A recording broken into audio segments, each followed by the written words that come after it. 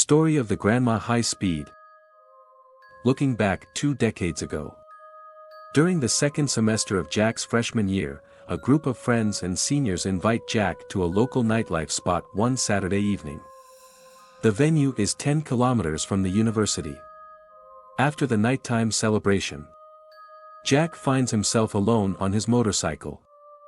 After dropping off each friend at their dorm. It was a very dark night. Jack's mind was clouded by an eerie premonition. And Jack confesses to being under the influence. Although still able to ride carefully back to the dormitory. In the daytime the streets are bustling with activity. But in that hour it was shrouded in darkness. The university's large trees cast long shadows. Makes it look like Jack is traveling through an ancient forest. It was then that Jack noticed a not very tall figure shuffling towards Jack. As Jack got closer, the silhouette turned into an elderly woman, walking slowly, his back slightly bent. His hair was tangled in gray and white clumps. Let's say he is a nomad or a local from a nearby village. Jack slowed down and drew closer. But as Jack prepared to speak, the figure turned around. It revealed a featureless face, no eyes, no nose, no mouth. Jack's heart pounded. And Jack drove away in fear. The figure began to chase after Jack. The pace was unusually fast. Panic sets in when Jack realizes he's alone on this deserted road. Jack twisted the throttle all the way. But the devil seemed to be getting closer and closer to Jack. As he approached the entrance to the dormitory, a cold laugh sounded in the air. Looking back, Jack saw a pale, gnarled hand clinging to the motorcycle. In times of fear, Jack swerved right, lose control and fell to the ground. Fortunately there were no injuries. Except for slight nausea. Soon a guard came to help Jack. And called an ambulance. The next day, when friends came to visit, they talked about the incident. And one of the elders revealed the truth. Jack meets Grandma High Speed, a terrifying legend woven into the fabric of our campus lore. Story 2. Grandma. On the mountain. Last winter, Jane doesn't have the opportunity to drive around with her boyfriend. The car we drive is a sedan. At that time we headed to a province bordering the northern region. Traveling continuously until late into the night, we planned to find a room on a mountain. At that time Jane's boyfriend was the driver.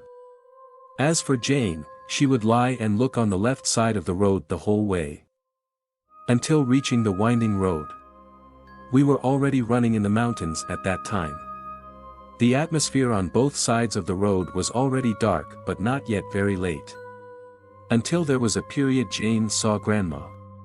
We know this because his figure is short, hunchbacked, and travels on the left side of the road. Jane's boyfriend doesn't drive very fast.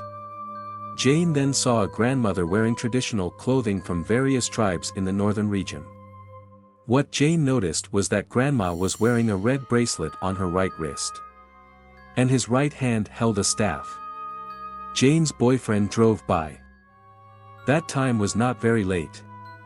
Looking at the clock again, it was around 8 p.m. Jane thought to herself that it was probably someone from that area who was walking home. And Jane continued to lie down and watch the road. Until a while has passed.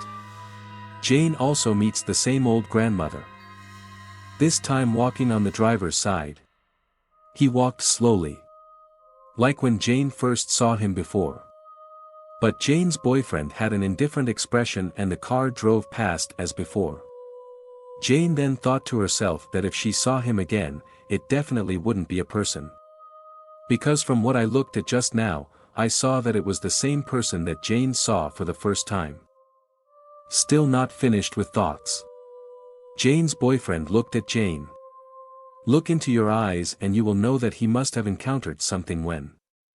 Jane looked at the front of the car. Met that grandmother again. The boyfriend drove away from the figure, which was now on Jane's left-hand side.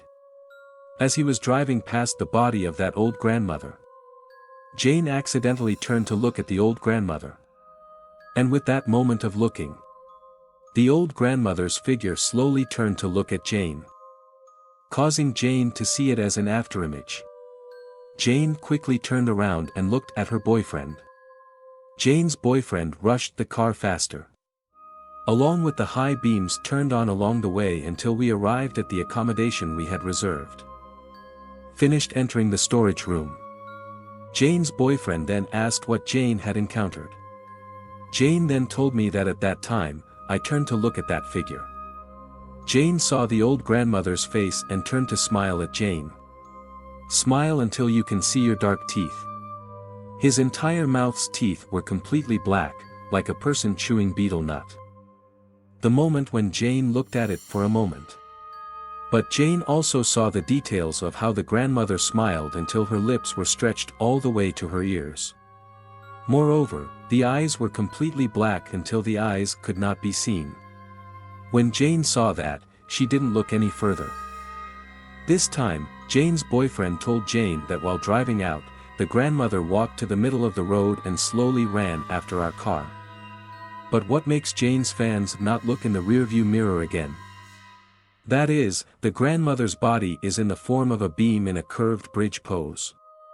While in that position, the figure seemed to be communicating something by opening his mouth very wide as if he was about to say something, along with quickly crawling into a curved bridge position. My boyfriend said that at that time she was very scared and got goosebumps.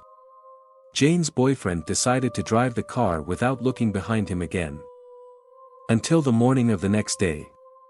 So Jane went to make merit for that figure that she saw. Until I learned that it was probably a native of the area, who had been hit by a car and then trampled until he died on the spot. Whenever Jane thinks about that night, goosebumps never go away. And after that, we no longer drove into the forest or mountains at night.